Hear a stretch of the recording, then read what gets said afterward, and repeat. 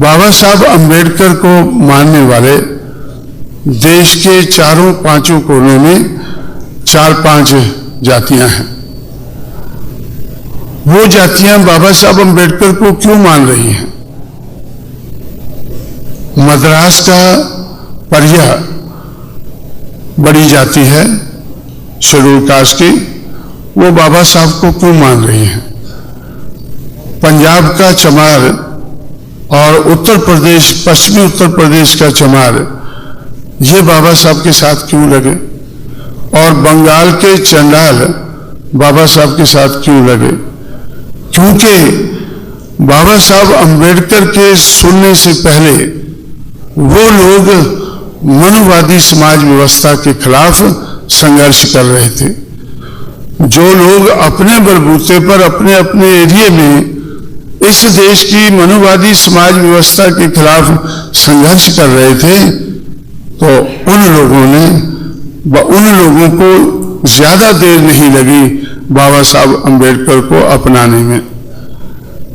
पंजाब के चमार, पश्चिमी उत्तर प्रदेश के चमार और बंगाल के चंडाल और मद्रास के चारों तरफ के एरिया के परिया, ये लोग अपने अपने क्षेत्र में मनुवाद के खिलाफ संघर्ष कर रहे थे। संघर्ष क्यों कर रहे थे? क्योंकि सबसे ज्यादा अन्याय इन लोगों के साथ हुआ था।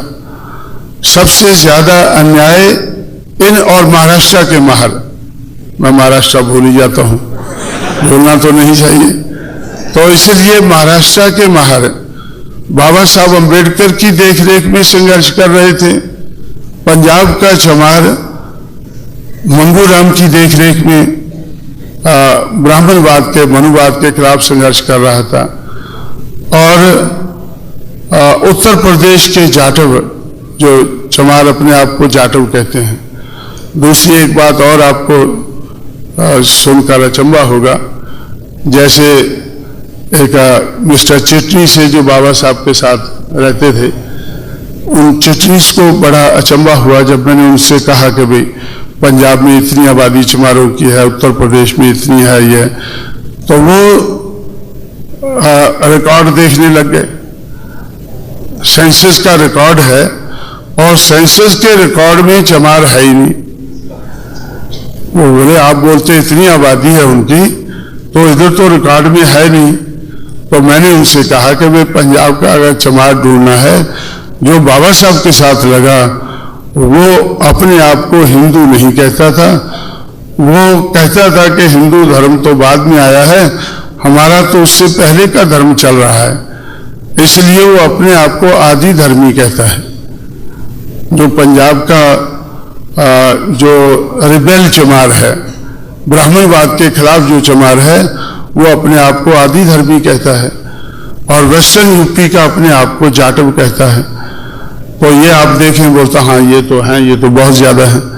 तो ये लोग और चंडाल लोग बाबा साहब के साथ क्यों लगे?